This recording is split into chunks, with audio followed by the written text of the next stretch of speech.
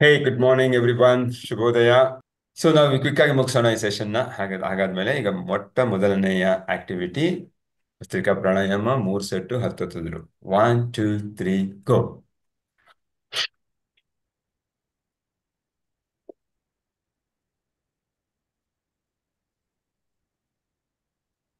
1 set. ಎರಡನೇದು.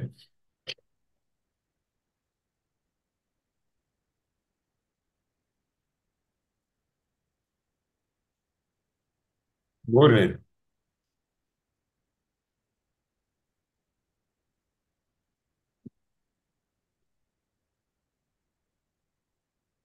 Thank you, wonderful. ಈಗ ಪರಿಮಿತ ಸಿಗ್ನೇಚರ್ ಸ್ಟೆಪ್ ಮಾಡೋಣ. ನಮ್ಮ ಎನರ್ಜಿ ಲೆವೆಲ್ನ ಹೈ ಇಟ್ಕೊಳ್ಳೋಣ. Ready steady 1 2 3 go. ನಾನು ಅಪರಿಮಿತ. 1 2 3. ನಾನು ಅಪರಿಮಿತ. 1 2 3. ನಾನು ಅಪರಿಮಿತ. ಎಸ್, ನಾವೆಲ್ಲ ಅಪರಿಮಿತರೇ.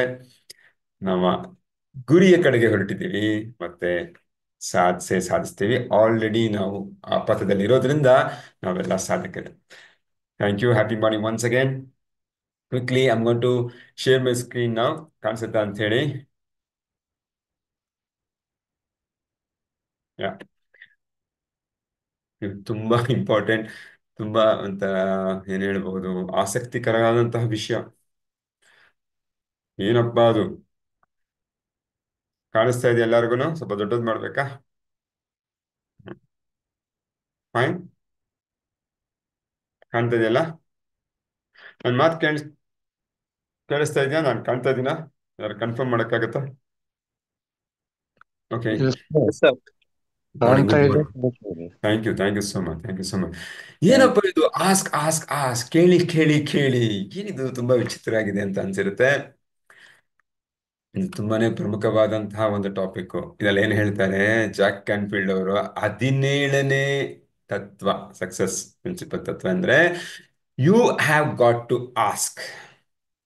Asking is, in my opinion, the world's most powerful and neglected secret to success and happiness ಅಂತ ಪರ್ಸಿ rose, self made ಮಲ್ಟಿಮಿಲಿಯರ್ and philanthropist ಹೇಳ್ತಾರೆ. ಏನಪ್ಪಾ ಹಂಗಂದ್ರೆ, ನೀವು ಕೇಳಬೇಕು. ಕೇಳೋ ಅಂಥದ್ದೇನಿದೆಯಲ್ಲ, ಅದು ಪ್ರಪಂಚದ ಅತ್ಯಂತ ನಿರ್ಲಕ್ಷ್ಯಗಳ ನಿರ್ಲಕ್ಷ್ಯಗೊಂಡ ಒಂದು ಶಕ್ತಿಯುತವಾದಂತಹ, ನಮ್ಮ ಸಂತೋಷಕ್ಕೆ ಬೇಕಾಗಿರುವಂತಹ ಒಂದು ಕಲೆ ಅಂತ ಹೇಳ್ತಾರೆ. ಏನ್ ಹಾಗಂದ್ರೆ, ಏನ್ನ ಕೇಳಬೇಕು?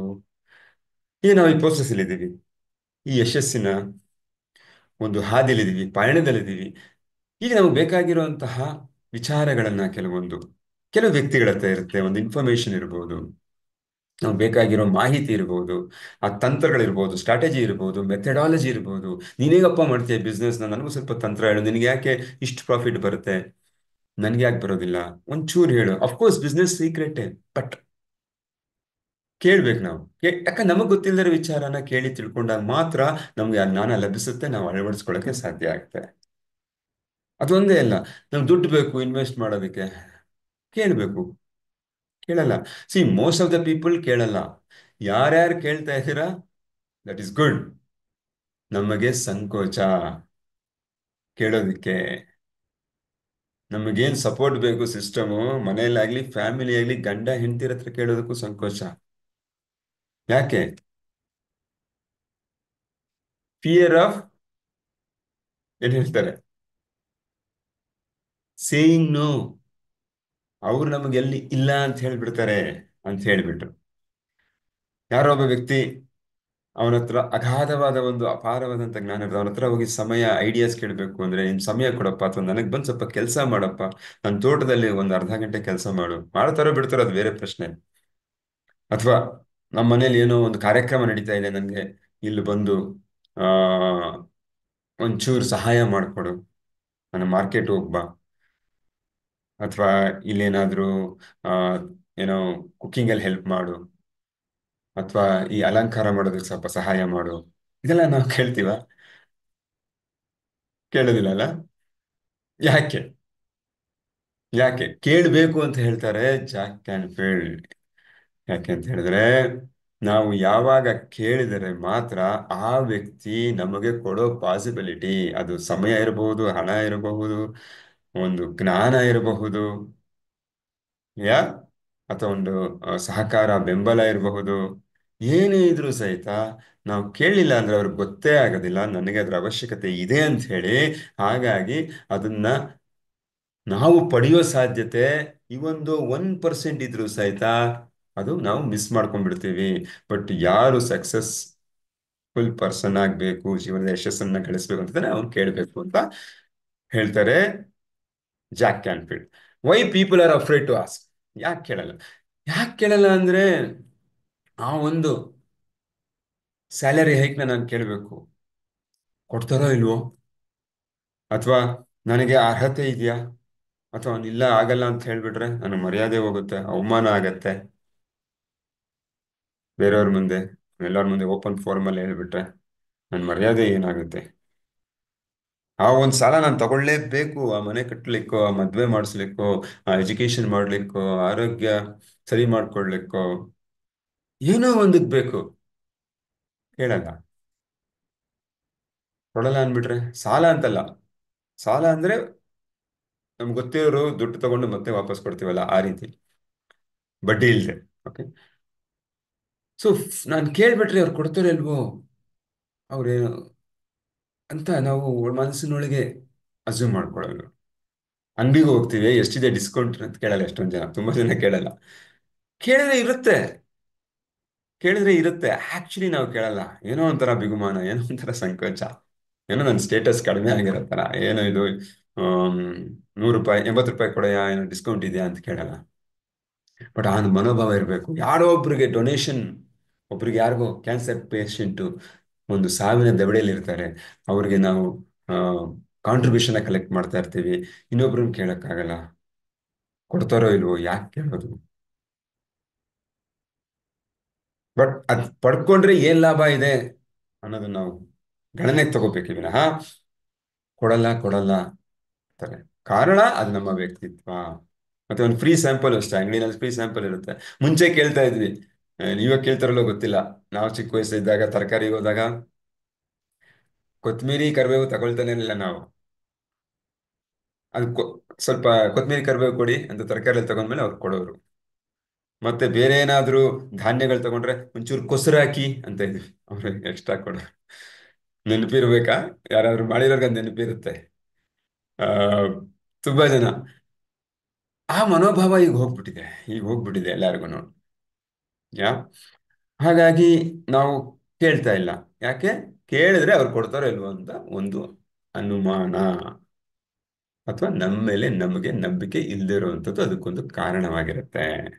ಮುಂಚೆನೆ ಅಸ್ಯೂಮ್ ಮಾಡ್ಕೊಂಡ್ಬಿಡೋದು, ಅವ್ರು ಕೊಡಲ್ಲ, ಅವ್ರು ರಿಜೆಕ್ಟ್ ಮಾಡ್ಬಿಡ್ತಾರೆ, ಅವ್ರು ನನ್ನನ್ನು ತುಚ್ಛವಾಗಿ ನೋಡ್ತಾರೆ, ಒಂದ್ಸಲ ನಾನು ಕೇಳ್ಬಿಡ್ರೆ ನನ್ನ ಮರ್ಯಾದೆ ಹೋಯ್ತು ಅಂತಾನೋ, ಅಥವಾ ಅವ್ರ ಹತ್ರ ಸಮಯ ಇಲ್ಲ ನನಗೆ ಕೊಡಕ್ಕೆ, ದುಡ್ಡೇ ಇಲ್ಲ ಅವ್ರ ಹತ್ರ ನನಗೆ ಕೊಡಕ್ಕೆ, ಆ ಡೊನೇಟ್ ಮಾಡಕ್ಕೆ, ಆ ಒಂದು ಮಗುವಿನ ಪ್ರಾಣ ಉಳಿಸಕ್ಕೆ ಕೊಡೋಕೆ ದುಡ್ಡು ಅವ್ರ ಹತ್ರ ಇಲ್ಲ, ಏನೋ ಒಂದು ಅಸ್ಯೂಮ್ ಮಾಡ್ಕೊಂಡ್ಬಿಟ್ಟು ನಾವು ಆ ಕ್ರಮನೇ ತಗೊಳ್ಕೊಳ್ಳೋದಿಲ್ಲ. ಹಾಗಾಗಿ ಏನಾಗುತ್ತೆ, ನಮ್ಮ ಸಂಪನ್ಮೂಲಗಳು, ನಮ್ಮ ಯಶಸ್ಸಿನ ಹಾದಿನಲ್ಲಿ ನಾವು ಏನು ಮಾಡಬೇಕು ಅಂತಿದ್ದೀವಿ ಅದು ಮಿಸ್ ಆಗತ್ತೆ ಸಿಗೋದು. ನಮ್ದು ಜರ್ನಿ ಆ ಡೆಸ್ಟಿನೇಷನ್ಗೆ ಸೇರೋದು ಡಿಲೇ ಆಗೋ ಸಾಧ್ಯತೆ ಹೆಚ್ಚಾಗಿರುತ್ತೆ ಅಂತ ಹೇಳ್ತಾರೆ. ಸೊ ಒಂದು ತತ್ವ ನಾವು ಕೇಳಬೇಕು. ಹೌ ಟು ಆಸ್ಕ್, ಹೇಗ್ ಕೇಳಬೇಕು ಅಂತ ಕೂಡ ಹೇಳ್ತಾರೆ ಅವರು. ಹೇಗ್ ಕೇಳಬೇಕು? How to ask for what you want. ನನಗೇನ್ ಬೇಕು ಅಂತ ಕೇಳಬೇಕು. Ask if you expect to get it. ಹೇಗೆ ಅನ್ಕೊಂಡ್ ಕೇಳಬೇಕು ಅಂತ ಹೇಳಿದ್ರೆ ಅವ್ರ ತಂತ್ರಗಳು ಹೇಳ್ಕೊಡೋದೇನೆಂದ್ರೆ, ನನಗಿದು ಸಿಗುತ್ತೆ, ಸಿಗಲೇಬೇಕು, ಇವ್ರು ನನಗೆ ಕೊಟ್ಟೇ ಕೊಡ್ತಾರೆ.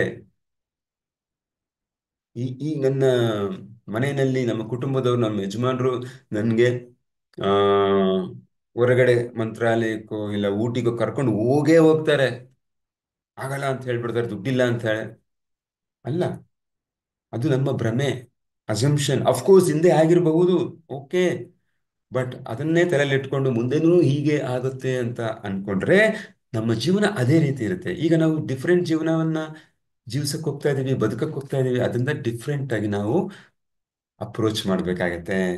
ಸೊ ನನ್ಗೇನೋ ಸಿಕ್ಬಿಡುತ್ತೆ, ಎಕ್ಸ್ಪೆಕ್ಟ್ ಮಾಡ್ತಾ ಇದ್ದೀನಿ, ನನ್ಗಿವಾಗ ಏನು ಈ ಸ್ಯಾಲ್ರಿ ಹೇಗೆ ಸಿಕ್ಬಿಡ್ತು, 50% ಹೈಕ್ ನನಗೆ ಸಿಗ್ತಾ ಇದೆ ಅನ್ನೋ ತರ ಕೇಳ್ಬೇಕು. 10% ಕೊಡ್ತಾರೆ ಬಿಡಪ್ಪ, ಹೆಂಗೋ ತಗೊಂಡಿದ್ ಬಿಡೋಣ. ಸಿಕ್ಬಿಡುತ್ತೆ ಅಂತ ಎಕ್ಸ್ಪೆಕ್ಟ್ ಮಾಡಿ ಕೇಳಬೇಕು ಅಂತ ಹೇಳ್ತಾರೆ. Assume you can. ಹಾ, ಅಸಂಪ್ಷನ್, ನನಗೆ ಯಾಕೆ ಸಿಗಲ್ಲ ಅಂತ ಅಸಂಪ್ಷನ್ಗಳು ಮಾಡ್ಕೊಳ್ಳೋ ಬದಲು ನನಗೆ ಸಿಗುತ್ತೆ, ಸಿಕ್ಕೇ ಸಿಗುತ್ತೆ, ಕೊಟ್ಟೇ ಕೊಡ್ತಾರೆ ಅವರು.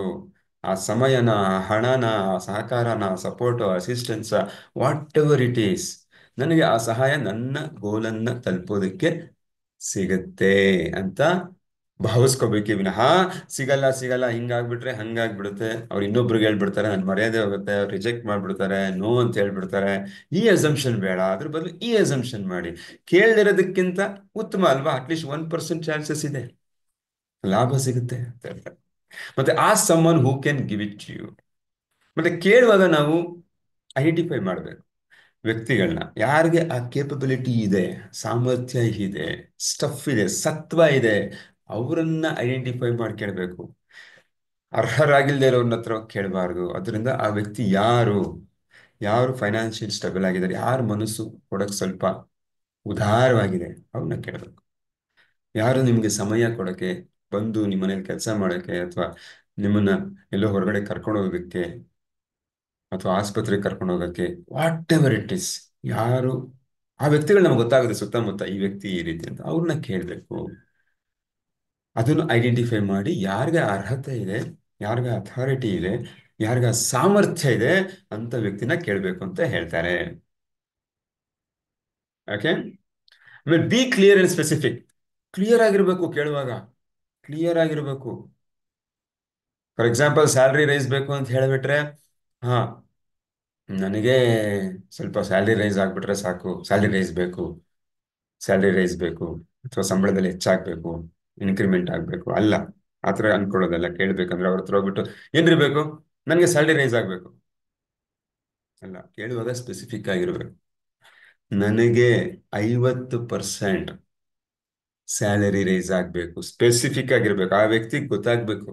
ನಾನು ಅಸಂಪ್ಷನ್ ಆಗುತ್ತೆ, ಅವನಿಗೂ ಅಸಂಪ್ಷನ್ ಆಗುತ್ತೆ, ನಂಗೆ ಸ್ಯಾಲ್ರಿ ಬೇಸ್ ಬೇಕು, ಓಕಪ್ಪ ಕೊಡ್ತೀನಿ ಹೋಗು, 1% ಕೊಡ್ಬೋದು.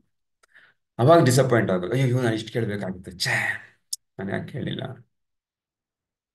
ಹಾಗೆ ಮನೆಯಲ್ಲಿ ಗಂಡ ಬಂದು ಮನೆ ಡಿನ್ನರ್ ಕರ್ಕೊಂಡು ಹೋಗ್ತೀನಿ ಅಂತ ಹೇಳಿದಾಗ, ನಾವು ಡಿನ್ನರ್ ಬೇಕು ನನ್ನ ಕರ್ಕೊಂಡು ಹೋಗಿ ಹೊರಗಡೆ ಅಂತ ಹೆಂಡತಿ ಅವ್ರನ್ನ ಕೇಳುವಾಗ, what ever it is, wise ವರ್ಸ ಕೇಳುವಾಗ, ನನಗೆ ರಾತ್ರಿ ಡಿನ್ನರ್ ಕರ್ಕೊಂಡು ಹೋಗಿ ಅಥವಾ ಕರ್ಕೊಂಡು ಹೋಗಿ ಅನ್ನೋ ಬದಲು, ನನ್ನನ್ನ ಈ ಒಂದು ಹೋಟ್ಲಲ್ಲಿ, ಸ್ಪೆಸಿಫಿಕ್ ಆಗಿ ಇಷ್ಟು ಗಂಟೆ ಈ ಒಂದು ಹೋಟ್ಲಲ್ಲಿ ಡಿನ್ನರ್ನ ಕರ್ಕೊಂಡು ಹೋಗಿ ಅಂದ್ರೆ ಆ ವ್ಯಕ್ತಿಗೆ ಅರ್ಥ ಆಗುತ್ತೆ ಇವ್ರಿಗೆ ಏನ್ ಅವಶ್ಯಕತೆ ಇದೆ, ಅಲ್ಲಿ ಹೋದ್ರೇನೆ ಅವ್ರಿಗೆ ಖುಷಿ ಆಗುತ್ತೆ. ಅಂದ್ರೆ ಇಲ್ಲಿ ಬರೀ ನಾನು ಡಿನ್ನರ್ ಕರ್ಕೊಂಡು ಹೋಗಿ ಅಂದ್ರೆ ಯಾವುದೋ ಒಂದು ನಮ್ಗೆ ಎಕ್ಸ್ಪೆಕ್ಟೇಷನ್ ಇಲ್ಲದೆ ಇರೋಂತಹ ಒಂದು ಹೋಟ್ಲಿಗೆ ಕರ್ಕೊಂಡು ಹೋದಾಗ ಅಲ್ಲಿ ನಾವು ತೃಪ್ತಿಯನ್ನು ಹೊಂದೋದಕ್ಕೆ ಸಾಧ್ಯ ಆಗೋದಿಲ್ಲ. ಸೊ ಸ್ಪೆಸಿಫಿಕ್ ಆಗಿ ಅವ್ರಿಗೆ ಕನ್ವೆ ಮಾಡಬೇಕು.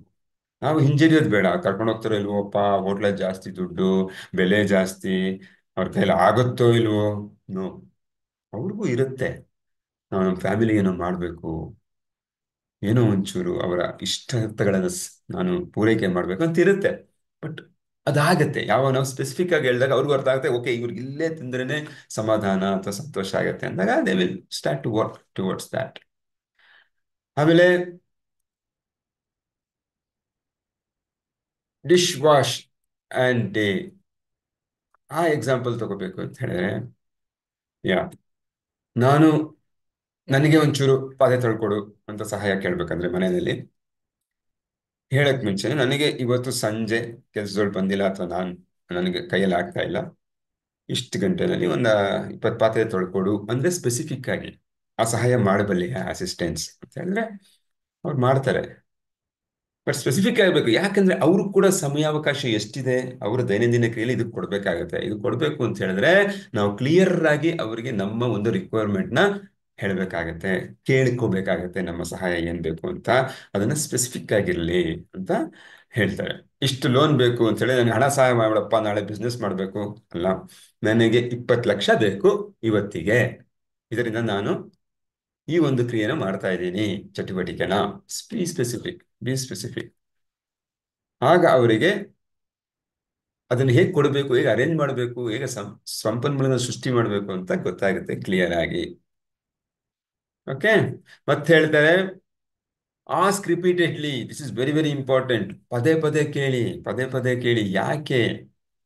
ಬೇರೆಯವರ ಪ್ರಾಮುಖ್ಯತೆಗಳು ಬೇರೆ ಬೇರೆ ಆಗಿರುತ್ತೆ. ನಾವು ಅಸ್ಯೂಮ್ ಮಾಡ್ಕೊಳ್ಳೋದಲ್ಲ. ನಾನು ಕೇಳಿದೆ, ಅವ್ನು ಕೊಡ್ಲಿಲ್ಲ, ಸೊ ಅವ್ನು ಕೊಡಕ್ಕೆ ಇಷ್ಟ ಇಲ್ವೇನೋ, ಅದಕ್ಕೆ ಅವ್ನು ಸರಿಯಾಗಿ ರೆಸ್ಪಾಂಡ್ ಮಾಡ್ತಾ ಇಲ್ಲ, ನನ್ನ ಫೋನ್ ಕಾಲ್ ತೆಗಿತಾ ಇಲ್ಲ, ಅಥವಾ ಮನೆಗೆ ಹೋದ್ರು ಅಷ್ಟು ಚೆನ್ನಾಗಿ ಮುಂಚೆ ತರ ಮಾತಾಡ್ತಾ ಇಲ್ವಲ್ಲ ಅವನು, ಕೇಳಿ ತಪ್ಪು ಮಾಡ್ಬಿಟ್ನಾ, ಏನೋ ನಮ್ಮ ಇಬ್ಬರ ಬಾಂಧವ್ಯದ ಮೇಲೆ ಏನಾದರೂ ಇಂಪ್ಯಾಕ್ಟ್ ಆಗ್ಬಿಟ್ಟಿದ್ಯಾ ಅಂತೆಲ್ಲ ಅನ್ಕೊಂತೀವಿ.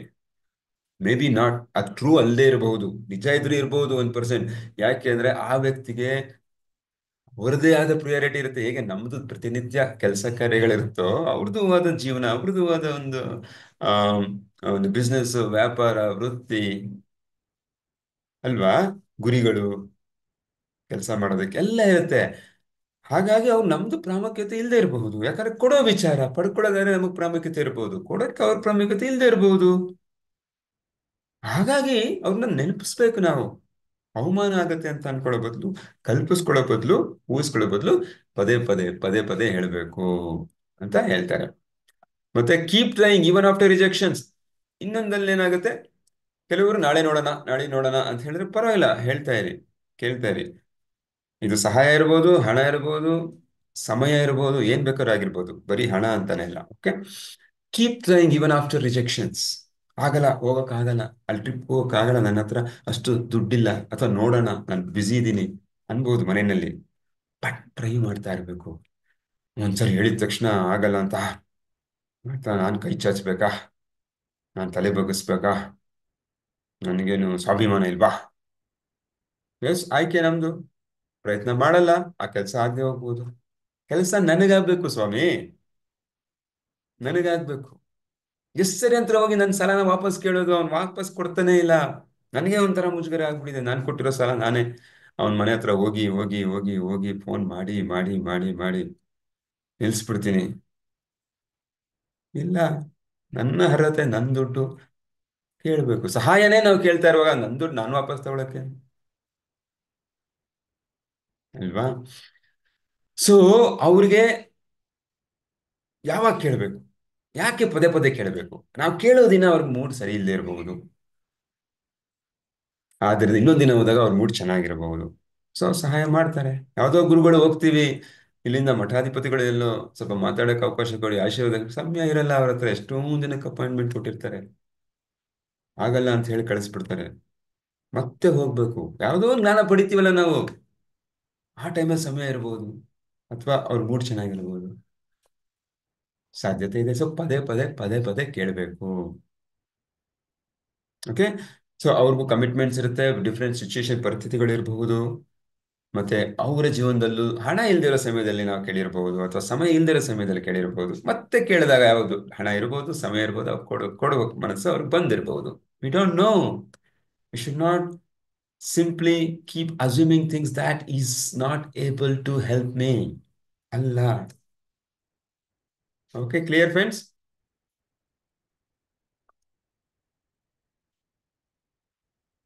Okay, clear, yeah. Next go to next. ಅವ್ರೇನ್ ಹೇಳ್ತಾರೆ, ಟೆಲ್ಲಿಂಗ್ ಸ್ಟ್ಯಾಟಿಸ್ಟಿಕ್ಸ್ ಹೇಳ್ತಾರೆ. ಸೇಲ್ಸ್ ಪರ್ಸನ್ ಮಾಡಿದಾಗ, ಸೇಲ್ಸ್ ಪೀಪಲ್, ನಿಮ್ಗೆಲ್ಲ ಗೊತ್ತಿರೋಗೆ ಪ್ರಪಂಚದಲ್ಲಿ ಅತ್ಯಂತ ಹಣ ಸಂಪಾದಿಸಕ್ಕೆ ಸಾಧ್ಯ ಇರುವ ಒಂದು ಪ್ರೊಫೆಷನ್ ಅಂದ್ರೆ ಅದು ಸೇಲ್ಸ್. ಇಡೀ ಪ್ರಪಂಚದಲ್ಲಿ ಅದರಲ್ಲೂ ಎಷ್ಟೊಂದು ಜನ ಫೇಲ್ಯೂರ್ ಆಗ್ತಾರೆ, ಎಷ್ಟೊಂದು ಜನ ಸಕ್ಸಸ್ ಆಗ್ತಾರೆ. ಯಾಕೆ ಅಂದಾಗ, ಒಂದು ಸ್ಟ್ಯಾಟಿಸ್ಟಿಕ್ಸ್ ಹೇಳುತ್ತೆ, 100 ಜನದಲ್ಲಿ 100% ಸೇಲ್ಸ್ ಫೋರ್ಸ್ ಅಲ್ಲಿ 44% ಜನ ಮೊದಲನೇ ಸಲ ಅಪ್ರೋಚ್ ಮಾಡಿದಾಗ, ಸೇಲ್ಸ್ ಪಿಚ್ ಮಾಡಿದಾಗ ಅವ್ರು ರಿಜೆಕ್ಟ್ ಮಾಡಿದಾಗ, ನಾನು ತಗೊಳಲ್ಲಪ್ಪ, ಮನೆ ಹತ್ರನೂ ಬರ್ತಾರೆ, ಈ ಸೋಪ್ ಡಬ್ಬಿ ತಗೊಳ್ಳಿ, ಏನೋ ಹೊಸದೊಂದು ಬಂದಿದೆ, ಬೇಡ ಅಂತ ಹೇಳಿದ್ರೆ ಅವರು ಇನ್ನೊಮ್ಮೆ ಪ್ರಯತ್ನನ ಮಾಡಲ್ಲ. 44% ಜನ ಅವ್ರು ಬೇಡ ಅಂದ್ಬಿಟ್ರು ಅಷ್ಟೇ ಅಂತ ತಗೊಳಲ್ಲ. 24% ಜನ ಎರಡನೇ ಸರಿನ ಅಪ್ರೋಚ್ ಮಾಡ್ತಾರೆ, ತಗೊಳ್ಳಿ ಇದನ್ನ, ಅದು ಸೇವೆ ಇರ್ಬೋದು, ಪದಾರ್ಥ ಇರ್ಬೋದು, ಸೇಲ್ ಮಾಡಕ್ಕೆ. ಅವಾಗ ಬೇಡ ಅಂತ ಹೇಳಿದಾಗ, ನನಗೆ ಅವಶ್ಯಕತೆ ಇಲ್ಲದಾಗ ಅವರು ಕೂಡ ಪ್ರಯತ್ನವನ್ನ ನಿಲ್ಲಿಸ್ತಾರೆ. 12% ಜನ, 14% ಜನ 3 ಸಾರಿ ಪ್ರಯತ್ನ ಮಾಡಿ ಏನು ಪ್ರಯೋಜನ ಇಲ್ಲ ಅಂದ್ರೆ ನಿಲ್ಲಿಸ್ತಾರೆ. ಮತ್ತೆ 12% ಜನ ನಾಲ್ಕು ನಾಲ್ಕನೇ ಅಟೆಂಪ್ಟ್ ಮಾಡ್ತಾರೆ, ಯಾವುದೋ ಒಂದು ಹೋಪ್ ಅಲ್ಲಿ ಕೇಳ್ತಾರೆ, ಬಟ್ ತಗೊಳ್ಳಿಲ್ಲ ಅಂದಾಗ ನಿಲ್ಲಿಸ್ತಾರೆ. ಅಂದ್ರೆ 94% ಜನ 4 ಸಾರಿ, ನಾಲ್ಕದ್ರ ಮೇಲೆ ಪ್ರಯತ್ನಗಳನ್ನ ಪಡೋದಿಲ್ಲ ಅಂತ ಸ್ಟಾಟಿಸ್ಟಿಕ್ಸ್ ಹೇಳುತ್ತೆ. ಮಿಕ್ಕಿದ 6% ಜನ ಇದಾರಲ್ಲ, ಅವರೇ ಸೇಲ್ಸ್ ಅಲ್ಲಿ top sales man, top notch sales man ಅಂತ ಹೇಳ್ತಾರೆ. ಅವರೇ ಜಾಸ್ತಿ ರೆವಿನ್ಯೂ ಮಾಡೋದು, ಯಾಕಂದ್ರೆ ಅವ್ರು 4 ಅಟೆಂಪ್ಟ್ ಆದ್ರೂ ಪ್ರಯತ್ನ ಪಡ್ತಾ ಇರ್ತಾರೆ. ಅದೇ ಒಂದು ಡಿಫ್ರೆನ್ಸ್. ಅದರ್ಥ ನಾವು ಪದೇ ಪದೇ ಪದೇ ಪದೇ ಕೇಳಿದಾಗ ಸಿಗುತ್ತೆ. ದೇವ್ರಿಗೂ ಇರ್ಬೋದು, ಅದು ದೇವ್ರಿಗೂ ಅನ್ವಯ ಮಾಡ್ಕೋಬಹುದು. ಕೇಳ್ತಾ ಇರ್ಬೇಕಷ್ಟೇ. ಏಯ್ ದೇವ್ರು ಕೊಡಲ್ಲ ಬಿಡಪ್ಪ, ನಿಲ್ಸ್ಬಿಡಪ್ಪ, ಇನ್ನೊಂದು ದೇವ್ರು ಯಾವ್ದೋ ಹೇಳಿದ್ದಾರೆ, ಗೌಡನ ಕೆರೆ ಚಾಮುಂಡೇಶ್ವರಿ, ಅಲ್ಲೋ ಕೇಳೋಣ, ಈ ದೇವ್ರನ್ನ ಬಿಡೋಣ, ಬರುತ್ತೆ ತಲೆಗೆ. ಅಲ್ಲ, ನಂಬಿಕೆಯಿಂದ ಕೇಳ್ತಾ ಇದ್ರೆ ಅದು ಸಿಗುತ್ತೆ. ಇವತ್ತಿನ ಎಕ್ಸಸೈಸ್, ನೀವು ಯಾವುದೋ ಒಂದು ವಿಚಾರ, ಸಮಯ ಇರಬಹುದು, ಕುಟುಂಬದಲ್ಲಿರಬಹುದು, ಹೊರಗಡೆ ಬಿಸ್ನೆಸ್ ಅಲ್ಲಿ ಇರಬಹುದು, ಕೆಲಸದಲ್ಲಿರ್ಬೋದು, ವೃತ್ತಿಲಿರ್ಬೋದು, ಯಾವುದೋ ಒಂದು ವಿಚಾರ ನಿಮಗೆ ಬೇಕು, ಹೆಲ್ಪ್, ಸಹಾಯ, ಹಣ, ಸಮಯ, ಜ್ಞಾನ, ವಾಟ್ ಎವರ್ ಕೇಳಬೇಕು. ಇವತ್ತು ಇಷ್ಟು ದಿನ ನೀವು ಕೇಳಕ್ಕಾಗದೇ ಇರೋ ಒಂದು ವಿಚಾರನ ಅದರಿಂದ ಈಚೆ ಬಂದು ಇವತ್ತು ಕೇಳಿ ನೋಡ್ಬೇಕು. ಓಕೆ, ಇವತ್ತೊಂದಿನ ಕೇಳಿ ಸಿಕ್ಬಿಡುತ್ತೆ ಅಂತಲ್ಲ, ಆ ಪ್ರಯತ್ನನ ಕಂಟಿನ್ಯೂ ಮಾಡಬೇಕು. ಅದು ಸಿಗೋ ಗಂಟ ಈ ಪ್ರಯತ್ನ ಮುಂದುವರಿಸ್ಬೇಕು. ಓಕೆ, ದಿಸ್ ಇಸ್ ಯುವರ್ ಚಟುವಟಿಕೆ ಅಥವಾ ಎಕ್ಸರ್ಸೈಸ್ ಫಾರ್ ದಿ ಡೇ. ಯಾ, ಒಂದು ಎಕ್ಸಾಂಪಲ್ ಕೊಡ್ತಾರೆ. ಒಂದು ಸೇಲ್ಸ್ ಫೋರ್ಸ್ ಇರ್ತದೆ ಒಂದು ಕಂಪನಿನಲ್ಲಿ. ಓಕೆ, ಅಲ್ಲಿ ಸೇಲ್ ಮಾಡ್ತಾ ಇರ್ತಾರೆ. ಸೇಲ್ಸ್ ಅಂದ್ರೆ ನಿಮಗೆ ಗೊತ್ತೇ ಇದೆ, ಒಂದು ಟಾರ್ಗೆಟ್ ರೀಚ್ ಆದ್ಮೇಲೆ ಅವ್ರಿಗೆ ಇನ್ಸೆಂಟಿವ್ ಅಂತ ಕೊಡ್ತಾರೆ. ಸ್ಯಾಲ್ರಿ ಜೊತೆಗೆ ಇನ್ಸೆಂಟಿವ್ ಕೂಡ ಸಿಗುತ್ತೆ. ಅದಕ್ಕೋಸ್ಕರ ಅವ್ರಿಗೆ ಹೆಚ್ಚು ದುಡ್ಡು ಸಿಗೋದು, ಸ್ಯಾಲ್ರಿನೂ ಸಿಗುತ್ತೆ.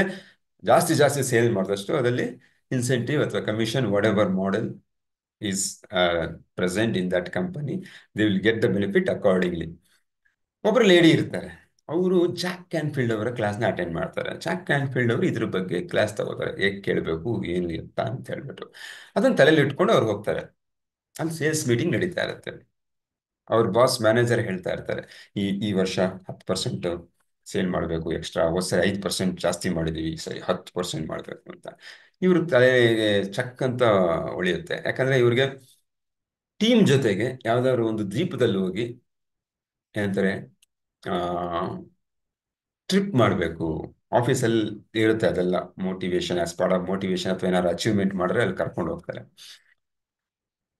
ಅವ್ರಿಗೆ ಹೇಳ್ತಾರೆ ಸಡನ್ ಆಗಿ, ಸರ್ 10% ಓಕೆ, ಬಟ್ ನಾನೊಂದು ಕೇಳ್ತೀನಿ, ನಮ್ಮನ್ನ ನೀವು ಈ ದ್ವೀಪಕ್ಕೆ 4 ದಿನ ಟ್ರಿಪ್ ಕರ್ಕೊಂಡು ಹೋಗ್ಬೇಕು ಅಂತ ಹೇಳಿದ್ರೆ ಎಷ್ಟು ಸೇಲ್ ಮಾಡ್ಬೇಕು ಅದನ್ನ ಹೇಳಿ. ಕೇಳ್ತಾರೆ. ಎಲ್ಲರೂ ಶಾಕು, ಏನಪ್ಪ ಇವ್ರು ಮ್ಯಾನೇಜರ್ಗೆ ಈ ತರ ಮಾತಾಡ್ಬಿಟ್ರು.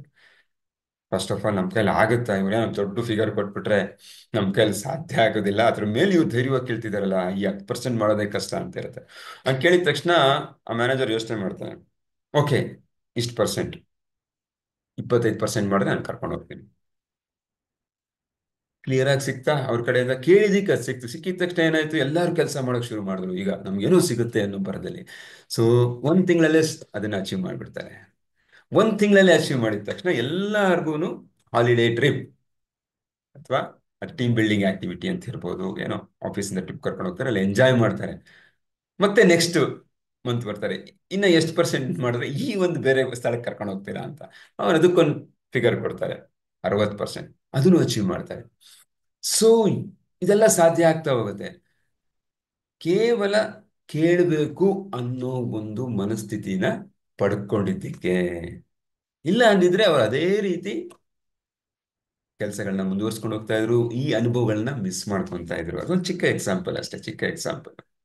ಸರ್ ನಾವು, ಸೊ ನಾವು ಕೇಳಕ್ಕೆ ಯಾವುದೇ ಸಂಕೋಚ ಅಥವಾ ಅಸಂಪ್ಷನ್ ಪಡ್ಕೋಬಾರ್ದು. Okay, so then comes you have nothing to lose and everything to gain by asking. ಕೇಳೋದ್ರಿಂದ ಏನು ಕಳ್ಕೊಳ್ಳೋದಿಲ್ಲಪ್ಪ ಅಂತ ಹೇಳ್ತಾರೆ ಹೆಸರಾಂತ ಫುಟ್ಬಾಲ್ ಕೋಚ್ ಅವರು. ಕೇಳಿದ್ರೆ ಏನ್ ಕಳ್ಕೊತೀಯಾ? ಪಬ್ಬ ಅಂತ ಏನ್ ಹೇಳ್ಬಹುದು, ಇಲ್ಲ ಅಂತ ಹೇಳ್ಬೋದು, ಸಿಗದೆ ಹೋಗ್ಬೋದು, ದಟ್ಸ್ ಫೈನ್. ಬಟ್ ಪಾಸಿಬಿಲಿಟಿ ಇದೆಯಾ ಯಾರು ಕೊಡೋದು? ನಾನು ಅಸ್ಯೂಮ್ ಮಾಡ್ಕೊಂಡೆ ಅವ್ನ ಫೈನಾನ್ಸಿಯಲ್ ಸ್ಟೇಟಸ್ ಮೊನ್ನೆ ಯಾವಾಗಲೂ ನೋಡಿದಾಗ ಸರಿ ಇಲ್ಲ, ಇವಾಗ್ಲೂ ಇಲ್ಲ ಅಂತ ಅನ್ಕೊಂಡು ಅಸ್ಯೂಮ್ಷನ್ ಮಾಡ್ಕೊಂಡು ನಾನು ಕೇಳದೆ ಹೋದ್ರೆ ಕೊಡದೆ ಹೋಗುವ ಸಾಧ್ಯತೆ ಜಾಸ್ತಿ ಇರುತ್ತೆ. ಅವನಿಗೆ ಗೊತ್ತು ನನಗೆ ಅವಶ್ಯಕತೆ ಇದೆ ಅಂತ ಹೇಳಿ. ಹೇಗ್ ಗೊತ್ತು? ಮನೆಯಲ್ಲಿ ನನಗೆ ಎಕ್ಸ್ಟ್ರಾ ಪ್ರೀತಿ ಅವಶ್ಯಕತೆ ಇದೆ ಅಂತ ಹೇಗ್ ಗೊತ್ತು ಇನ್ನೊಬ್ಬರಿಗೆ? ಗಂಡ ಆಗ್ಲಿ, ಹೆಂಡತಿ ಆಗ್ಲಿ, ಮಕ್ಕಳಾಗ್ಲಿ, ತಂದೆ ತಾಯಿ ಆಗ್ಲಿ. ನಾವು ಕೇಳಬೇಕು, ನಂಗೆ ಬೇಕು ಅಂತ ಅವರೇ ತಿಳ್ಕೊಳ್ಳಿ, ಅವರೇ ಅರ್ಥ ಮಾಡ್ಕೊಳ್ಬೇಕು. ಎಕ್ಸ್ಪೆಕ್ಟೇಷನ್ಸ್ ಸ್ಪಂದಿಸ್ಬೇಕು. ನನ್ಗೆ ಏನ್ ಬೇಕು ಅದನ್ನ ಅವರೇ ಮಾಡ್ಬೇಕು ತಲೆಯಲ್ಲಿ ಇಟ್ಕೊಂಡು. ಹೇಗ್ ಸಾಧ್ಯ ಸ್ವಾಮಿ? ನಮ್ಗೇನ್ ಬೇಕು ಅಂತ ಇವಾಗ ಮಗು ಮಗು ಯಾವ ರೀತಿ ಕೇಳುತ್ತೆ ನೋಡಿ. ಮಗು ಏನೂ ಗೊತ್ತಿರಲ್ಲ, ನನಗೆ ಆ ಸೈಕಲ್ ಬೇಕು, ಆಟ ಸಾಮಾನ್ ಬೇಕು ಅಂದ್ರೆ ರಚ್ಚೆ ಹಿಡಿದು ಬಿಡುತ್ತೆ. ಯಾಕೆ? ಒಂದ್ಸರಿ ಕೇಳುತ್ತೆ, ಕೊಡ್ಸಲ್ಲ ನಾವು, ದುಡ್ಡಿಲ್ಲ ಹೋಗಂತೀವಿ. ಎರಡನೇ ಸರಿ ಕೇಳುತ್ತೆ, ಮೂರನೇ ಸರಿ ಬಿಡಲ್ಲ ಅದು. ಅಲ್ಲ, ಕೊಡ್ಸಗಂಟ ಬಿಡಲ್ಲ. ಕೊನೆಗೆ ನಮ್ಗೆ ಏನಾದ್ರೂ ಮಾಡಿ ಕೊಡ್ಸ್ಬಿಡ್ಬೇಕಪ್ಪ ಇದು, ಈ ಮಗುಗೆ ಆಸೆ ಪೂರೈಸ್ಬೇಕು ಅನ್ನೋ ಒಂದು ಭಾವನೆ ಬರುತ್ತೆ. ಆ ಮಗುವಿನ ತರ ಮುಗ್ಧತೆಯಿಂದ ಕೇಳಿದ್ರೆ ಖಂಡಿತ ಸಿಗತ್ತೆ ಅಂತ ಹೇಳ್ತಾರೆ. ಕ್ಲಿಯರ್? ಇನ್ನೊಂದು ಎಕ್ಸಾಂಪಲ್ ಕೊಡ್ತಾರೆ. ಮಿಸಿಸಿಪ್ಪಿ ನದಿ, 1000 ಮೈಲುಗಳ ಮಿಸಿಸಿಪ್ಪಿ ನದಿನ ಒಬ್ಬರು ಸಮಾಜ ಸೇವಕರು ಕ್ಲೀನ್ ಮಾಡ್ಬೇಕು ಅಂತ ಪಣ ತೊಡ್ತಾರೆ. ಅಂದ್ರೆ ಅಷ್ಟು ಗಲೀಜಿರುತ್ತೆ.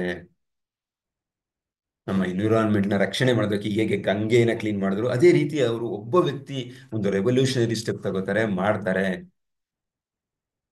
ಮಾಡಕ್ ಶುರು ಮಾಡ್ತಾರೆ ಒಬ್ಬನೇ. ಬಟ್ ಹೇಗ್ ಸಾಧ್ಯ? ಅಷ್ಟು 1000 ಮೈಲಿಗಳಷ್ಟು ಉದ್ದ ಇರೋ ಮಿಸಿಸಿಪ್ಪಿ ನದಿನ ಕ್ಲೀನ್ ಮಾಡ್ಬೇಕಂದ್ರೆ ಅಪಾರವಾದ ಹಣ, ದೆನ್ ಶ್ರಮ, ಪರಿಶ್ರಮ, ಜನ ಎಲ್ಲ ಬೇಕು.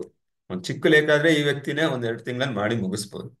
ಅವಾಗ ಅವ್ರು ಏನ್ ಮಾಡ್ತಾರೆ, ಸಹಾಯಕ್ಕೆ ಎಷ್ಟೊಂದ್ ಜನ ಬರ್ತಾರೆ. ಸಹಾಯಕ್ಕೆ ಬಂದಾಗ ಇವ್ರು ಕೇಳ್ತಾರೆ ಎಷ್ಟೊಂದ್ ಜನಕ್ಕೆ ಹೋಗಿ. ಎಷ್ಟೊಂದ್ ಜನ ಹೇಗ್ ಕೇಳ್ತಾರೆ ಅಂದ್ರೆ, ಯಾವ ಲೆವೆಲಲ್ಲಿ ಕೇಳ್ತಾರೆ ಅಂದ್ರೆ, ಫೋನ್ ಮಾಡ್ತಾರೆ. ಹಲೋ, ಯಾವ್ದೋ ಒಬ್ರಿಗೆ, ಹಾ, ಆಲ್ಫಾಬೆಟ್ ಇಂದ ಟೆಲಿಫೋನ್ ಡೈರೆಕ್ಟ್ ತಗೊಳ್ಳೋದು, ಫೋನ್ ಮಾಡೋದು. ಹಲೋ, ಹಲೋ, ನಾನು ಈ ತರ ವ್ಯಕ್ತಿ, ಏನ್ ಬೇಕು? ನನಗೆ ದುಡ್ಡು ಬೇಕು. ಅವ್ರಿಗೆ ಶಾಕ್ ಆಗುತ್ತೆ, "ಏ, ಏನಪ್ಪ ಈ ತರ ಕೇಳ್ತಾನೆ, ಏನ್ ದುಡ್ಡು? ಯಾಕೆ ಅಂದ್ರೆ ಮಿಸಿಸಿಪ್ಪಿ ನದಿನ ಕ್ಲೀನ್ ಮಾಡಕ್ಕೆ ಶಾರ್ಟೇಜ್ ಆಗಿದೆ, ನೀನ್ ಕೊಡ್ಬೇಕು." ಈ ತರ ಅವರು, ನಾನು ಕೊಡಲ್ಲ. ಫೈನ್, ಪರವಾಗಿಲ್ಲ, ಕೊಟ್ರೆ ಎನ್ವಿರಾನ್ಮೆಂಟ್ಗೆ ಈ ತರ ಲಾಭ ಇದೆ, ನಮ್ಗೆ ಜನರಿಗೆ ತುಂಬಾನೇ ಲಾಭ ಇದೆ, ಅನುಕೂಲ ಇದೆ, ಎಕ್ಸ್ಪ್ಲೇನ್ ಮಾಡ್ತಾರೆ. ಎಷ್ಟೊಂದ್ ಜನ ಕೊಡಲ್ಲ, ಬಟ್ ಎಷ್ಟೊಂದ್ ಜನ ಕೊಟ್ಬಿಡ್ತಾರೆ. ಮೊದಲನೇ ದಿನ ಕೊಟ್ಟಿದವರು ಎರಡನೇ ದಿನಾನು, ಇವನೇನೋ ಒಳ್ಳೆ ಕೆಲಸ ಮಾಡ್ತಾ ಇದ್ದಾನಪ್ಪ, ಕೊಡೋಣ. ಕೊಡುಗೆ, ಸೇವೆಗೂ ನಾವು ಸಂಕೋಚ ಪಟ್ಬಿಡ್ತೀವಿ. ಸ್ನೇಹಿತರ ಹತ್ರ ಕೇಳಿದ್ರೆ ಕೊಡ್ತಾರ ಇಲ್ವೋ ಅಂತ ಹೇಳ್ಬಿಟ್ಟು. ಅದು ಬೇಡ. ನೀವೊಂದು ನೋಬಲ್ ಕಾಸ್, ಎಲ್ಲರಿಗೂ ಒಳ್ಳೆ ಆಗುವಂತಹ ಒಂದು ಉದ್ದೇಶ ಇಟ್ಕೊಂಡು ಮಾಡ್ತಾ ಇದ್ರು ನಾವು ಕೇಳಬೇಕು ಅಂತ ಹೇಳ್ತಾರೆ. 2,50,000 ಡಾಲರ್ಗಳಷ್ಟು ಏನು ದುಡ್ಡನ್ನ ಅವರು ಸಂಪಾದಿಸ್ತಾರೆ. 1,000ದಷ್ಟು ವಾಲಂಟಿಯರ್ಸ್ ಕೂಡ ಬರ್ತಾರೆ. ಕೇವಲ ಒಂದು ಮೂಮೆಂಟ್, ಒಬ್ಬ ವ್ಯಕ್ತಿ ಕೇಳಕ್ ಶುರು ಮಾಡಿದ್ವಿ ಮತ್ತು ಒಂದು ಅಗಾಧವಾದಂತಹ ಒಂದು ಪ್ರಾಜೆಕ್ಟ್, 1,000 ಮೈಲಿಗಳಷ್ಟು ದೂರ ಇರೋ ಒಂದು ನದಿನ ಕ್ಲೀನ್ ಮಾಡ್ತಾರೆ. ಈ ಒಂದು ಒಬ್ಬ ಶಕ್ತಿ, ಯಾವ ಶಕ್ತಿ? ಕೇಳೋ ಶಕ್ತಿ. ಅಷ್ಟೇ, ಬರೀ ಜಸ್ಟ್ ಕೇಳೋ. ಜನರ ಸಮಯ ಬೇಕು, ಹಣ ಬೇಕು ಅಂತ ಅಲ್ವಾ ಸ್ನೇಹಿತರೆ? ಸೊ ಇವತ್ತಿನ ಏನ್ ಮಾಡ್ಬೇಕು? Start asking today. ಸಂಕೋಚ ಇಲ್ಲ, ಅವ್ರು ಕೊಡ್ತಾರ ಇಲ್ವಾ ಗೊತ್ತಿಲ್ಲ, ಲಿಸ್ಟ್ ಔಟ್ ಮಾಡಿ. ಏನೇನು ನಿಮ್ಮ ಗೋಲ್ಗೆ ಏನೇನು ಬೇಕು, ನನಗೆ ಏನೇನು ಕಡಿಮೆ ಆಗಿದೆ ನಿಮ್ ಗುರಿನ ತಲುಪಕ್ಕೆ. ಮನೆ ಕಟ್ಟೋದಿರ್ಬೋದು, ಬಿಸ್ನೆಸ್ ಶುರು ಮಾಡೋದಿರ್ಬೋದು, ಆ ಅಥವಾ ಸಂಬಳ ಜಾಸ್ತಿ ಮಾಡ್ಕೊಳ್ಳೋದು, ಅಥವಾ ಪ್ರಮೋಷನ್ ತಗೊಳ್ಳೋದಿರ್ಬೋದು ಕಚೇರಿನಲ್ಲಿ, ಮನೆಯಲ್ಲಿ ಸಂಬಂಧಗಳನ್ನ ಉತ್ತಮ ಪಡಿಸ್ಕೊಳ್ಳೋದಿರ್ಬೋದು, ನಮ್ಮ ಫಿಸಿಕಲ್ ಅಥವಾ ಮೆಂಟಲ್ ಹೆಲ್ತ್ನ ಉನ್ನತ ಮಟ್ಟಕ್ಕೆ ತಗೊಂಡು ಹೋಗೋದಿರ್ಬೋದು. ಯಾವ್ದಾದ್ರು ವ್ಯಕ್ತಿ, ಸಂಸ್ಥೆ, ಯಾವ್ದಾದ್ರು ಅದರ ಅವಶ್ಯಕತೆ ಇದ್ದಾಗ ಅದನ್ನ ಲಿಸ್ಟ್ ಔಟ್ ಮಾಡಬೇಕು, ಮತ್ತೆ ಇವತ್ತು ಕೇಳಬೇಕು. ಮಾಡ್ತೀರಾ? I you okay to ask from today? Yes, sir. Thank you. Sure, Thank sir. you so much. Thank you so much for that.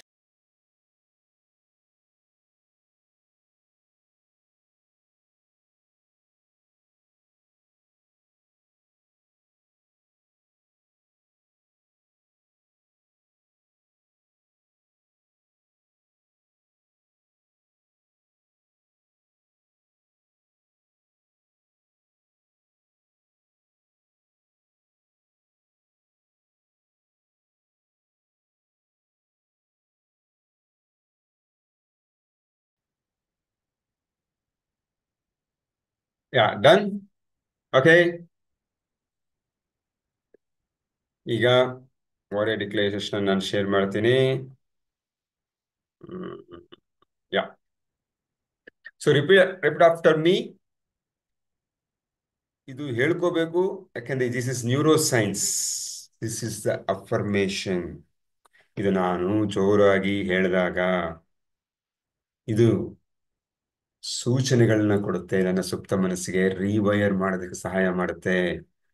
ನನ್ನ ಒಂದು ನಂಬಿಕೆಗಳು ಏನಿದೆ, ಸೀಮಿತ ನಂಬಿಕೆಗಳನ್ನ ಬದಲಾಯಿಸಕ್ಕೆ ಸಹಾಯ ಮಾಡುವಂತಹ ಒಂದು ಸಕಾರಾತ್ಮಕ ದೃಢೀಕರಣಗಳು.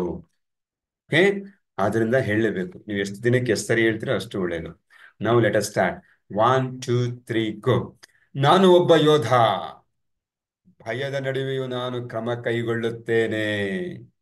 ನಾನು ಒಬ್ಬ ಯೋಧ. ಏನೇ ಆಗಲಿ ನಾನು ಏನನ್ನಾದರೂ ಮಾಡಲು ಸಿದ್ಧನಾಗಿದ್ದೇನೆ. ನಾನು ಒಬ್ಬ ಯೋಧ. ನಾನು ಪ್ರತಿಯೊಂದು ಕೆಲಸವನ್ನು 100% ಮಾಡುತ್ತೇನೆ. ನಾನು ಒಬ್ಬ ಯೋಧ. ನಾನು ಕಠಿಣವಾದದ್ದನ್ನು ಮಾಡಲು ಸಿದ್ಧನಾಗಿದ್ದೇನೆ. ನಾನು ಒಬ್ಬ ಯೋಧ. ಯಾವುದೇ ರೀತಿಯ ಮನಸ್ಥಿತಿಯ ನಡುವೆಯೂ ನಾನು ಕ್ರಮ ಕೈಗೊಳ್ಳುತ್ತೇನೆ. ನಾನು ಒಬ್ಬ ಯೋಧ.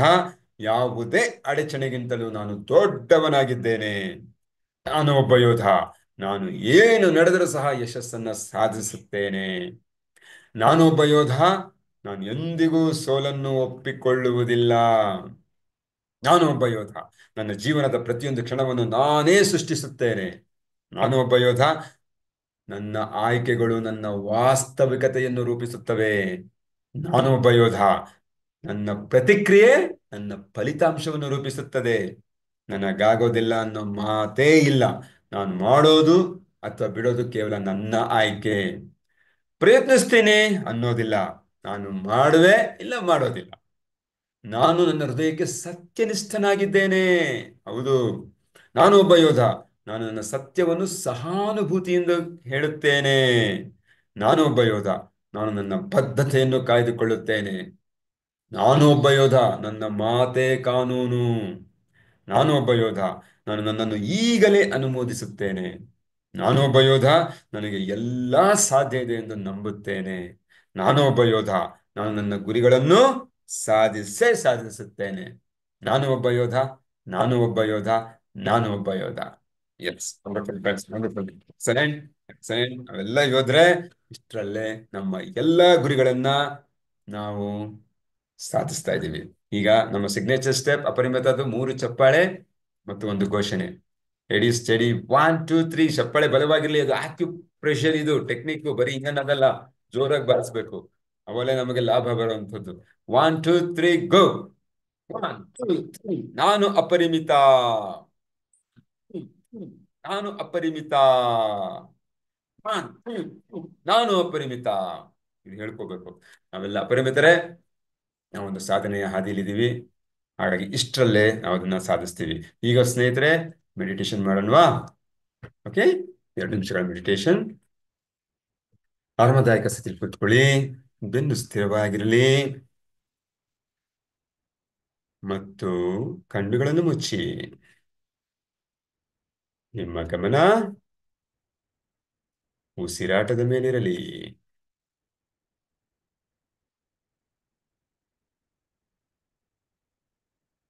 ದೀರ್ಘವಾದ ಮತ್ತು ಆಳವಾದ ಉಸಿರಾಟವನ್ನು ಗಮನಿಸಿ. ಇನ್ಹೇಲ್ ಎಂಬ ಸೂಚನೆ ಮೇರೆಗೆ ಉಸಿರನ್ನು ಒಳಗಡೆಯೂ, ಎಕ್ಸೇಲ್ ಎಂಬ ಸೂಚನೆ ಮೇರೆಗೆ ಉಸಿರನ್ನು ಹೊರಗಡೆಯೂ ಬಿಡುವಂತಹ ಕ್ರಿಯೆ ಮಾಡಲು ಸಿದ್ಧರಾಗಿ.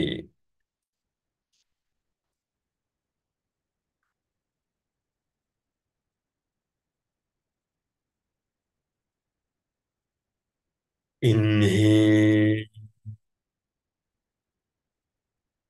Exhale.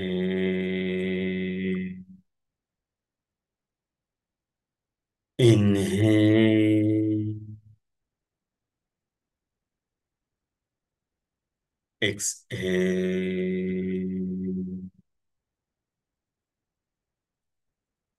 Inhale, exhale.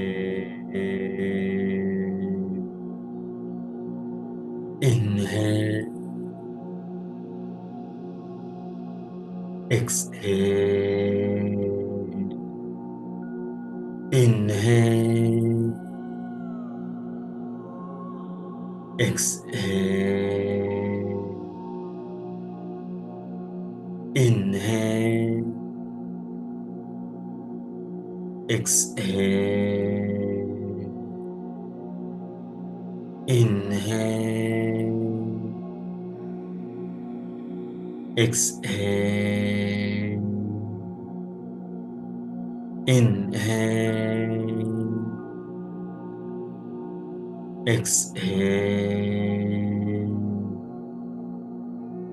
inhale, exhale,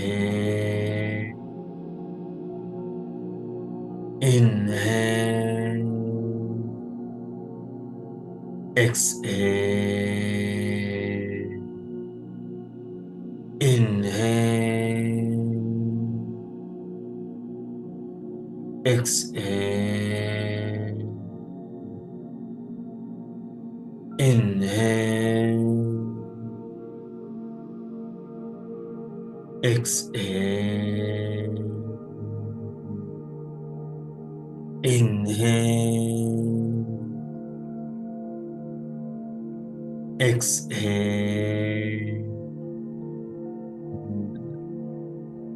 inhale,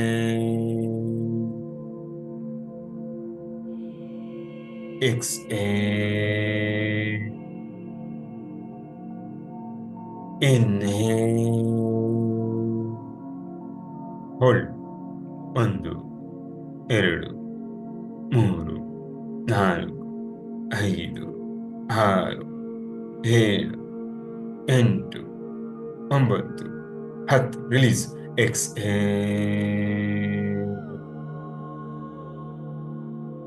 inhale, hold. 1, 2, 3, 4, 5, 6, 7, 8, 9.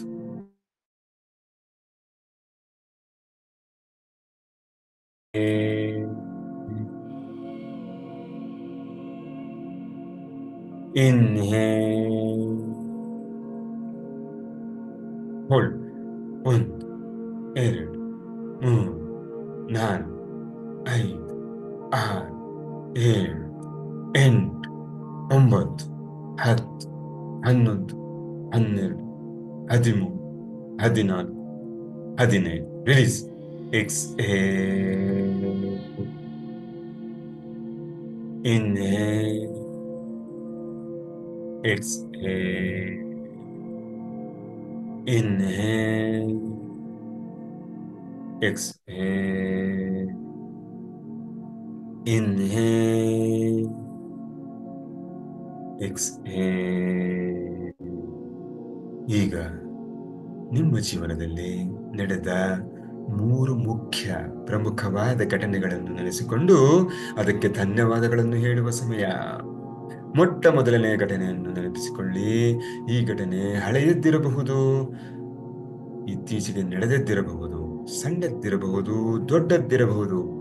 ಈ ಘಟನೆಯಲ್ಲಿ ನಮಗೆ ಅತ್ಯಂತ ಸಂತೋಷಕರವಾದಂತಹ ಒಂದು ಸನ್ನಿವೇಶ ಸೃಷ್ಟಿಯಾಗಿದ್ದು, ಒಂದು ಅನುಭೂತಿ ಸೃಷ್ಟಿಯಾಗಿದ್ದು, ಆ ಭಾವನೆಗಳನ್ನು ಮರುಸೃಷ್ಟಿಸಿಕೊಳ್ಳಿ ಮತ್ತು ಆ ಘಟನೆಯಲ್ಲಿ ಇರುವ ಭಾಗಿಯಾಗಿರುವ ಎಲ್ಲ ವ್ಯಕ್ತಿ, ವಸ್ತು, ವಿಷಯ ಎಲ್ಲರನ್ನೂ ನಿಮ್ಮ ಕಣ್ಣ ಮುಂದೆ ಕಲ್ಪಿಸಿಕೊಳ್ಳಿ.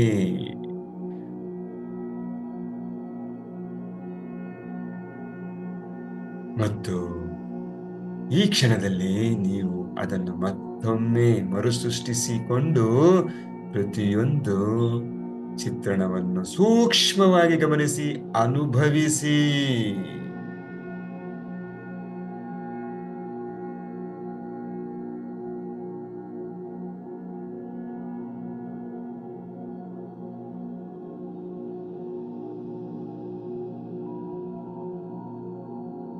ಈಗ ಆ ಘಟನೆಗೆ ನಿಮ್ಮ ಹೃದಯ ಆಳದ ಧನ್ಯವಾದಗಳನ್ನು ಸಮರ್ಪಿಸಿ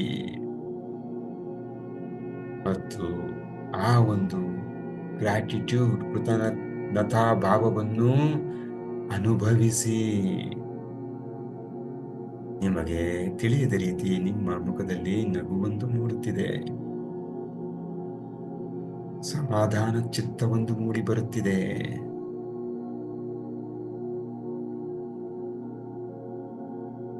ಈಗ ನಿಮ್ಮ ಜೀವನದಲ್ಲಿ ನಡೆದ ಎರಡನೇ ಪ್ರಮುಖ ಘಟನೆಯೊಂದನ್ನು ನೆನಪಿಸಿಕೊಂಡು ಅದಕ್ಕೆ ಕೃತಜ್ಞತೆಯನ್ನು ತಿಳಿಸುವ ಸಮಯ. ಈ ಕೃತಜ್ಞತೆಯಲ್ಲಿ ಮಾಡುವಾಗ ಆ ಘಟನೆಯಲ್ಲಿ ಭಾಗಿಯಾದಂತಹ, ಆ ಘಟನೆಯನ್ನು ಸೃಷ್ಟಿಕರ್ತರಾದಂತಹ, ಕಾರಣಕರ್ತರಾದಂತಹ ವ್ಯಕ್ತಿ, ಶಕ್ತಿ ಅಥವಾ ಸನ್ನಿವೇಶ, ಸಂದರ್ಭಗಳಿಗೂ ಕೂಡ ನೀವು ಕೃತಜ್ಞತೆಯನ್ನು ಸಮರ್ಪಿಸಿ. ಅದು ಸಣ್ಣದಿರಲಿ ದೊಡ್ಡದಿರಲಿ, ನಿಮಗೆ ಅದರಿಂದ ದೊರೆತ ಅಪಾರವಾದಂತಹ ಲಾಭವನ್ನು ಗಮನಿಸಿಕೊಂಡು ಆ ಸಂತೋಷ, ಸಮಾಧಾನವನ್ನು ಮತ್ತೊಮ್ಮೆ ಪಡೆಯಿರಿ.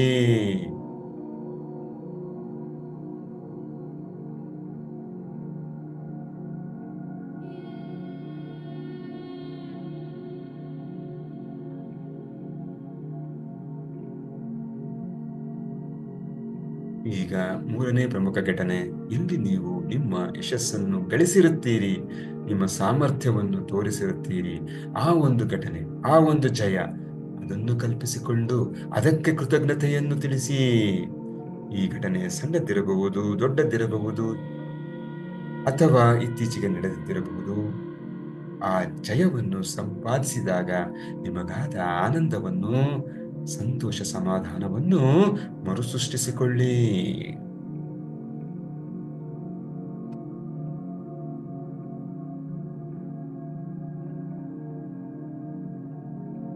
ಈ ಕ್ಷಣದಲ್ಲಿ ನೀವು ಆ ಒಂದು ಸನ್ನಿವೇಶದಲ್ಲಿ ಇರುವುದಾಗಿ ಭಾವಿಸಿಕೊಂಡು ಅದರ ಪ್ರತಿಯೊಂದು ಚಿತ್ರಣವನ್ನು ಅನುಭವಿಸಿ.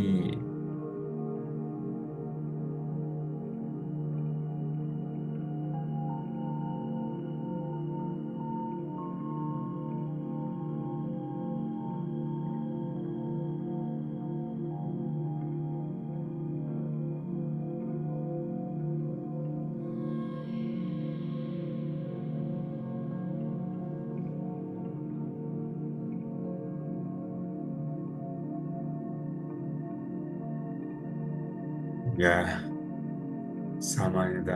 ಸಾಮಾನ್ಯವಾದ ಉಸಿರಾಟದ ಕಡೆ ಗಮನ ಬರಲಿ. ನಾವು ಧ್ಯಾನದಿಂದ ಹೊರಗಡೆ ಬರುತ್ತಿದ್ದೇವೆ. ನೀವು ಹೊರಗೆ ಬರಬೇಕು ಅನಿಸಿದಾಗ ನಿಧಾನವಾಗಿ ಕೈಗಳನ್ನು ಉಜ್ಜಿಕೊಂಡು ಪರಸ್ಪರ ಅದರಿಂದ ಉತ್ಪತ್ತಿಯಾದ ಶಾಖವನ್ನ ಕಣ್ಣುಗಳಿಗೆ ಹೊತ್ಕೊಂಡು ಕಣ್ಣನ್ನು ನಿಧಾನವಾಗಿ ತೆರೆಯುತ್ತಾ ಹಸ್ತವನ್ನು ಗಮನಿಸಿ. ನಾವು ಧ್ಯಾನದಿಂದ ಹೊರಗೆ ಬರ್ತಾ ಇದ್ದೀವಿ. ಧನ್ಯವಾದಗಳು ಈ ಸೆಷನ್ಗೆ ಜಾಯಿನ್ ಆಗಿದ್ದಕ್ಕೆ. ನಿಮಗೆ ಈ ದಿನ ಅತ್ಯಂತ ಯಶಸ್ವಿ ದಿನವಾಗಲಿ. ನಿಮ್ಮ ಕೋರಿಕೆಗಳೆಲ್ಲ ಈಡೇರಲಿ. ನಿಮ್ಮ ಕಷ್ಟಗಳೆಲ್ಲ ನಿವಾರಣೆ ಆಗ್ತಾ ಇದೆ.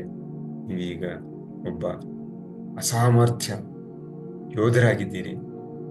ನಿಮಗೆ ಜೀವನದಲ್ಲಿ ಏನು ಬೇಕು ಅದನ್ನು ಸಾಧಿಸ್ಕೊಳ್ಳೋಕ್ಕೆ ನಿಮಗೆ ನೀವೇ ಶಕ್ತಿನ ಸಂಪಾದಿಸ್ಕೊಳ್ತಾ ಇದ್ದೀರಾ. ಶುಭವಾಗಲಿ.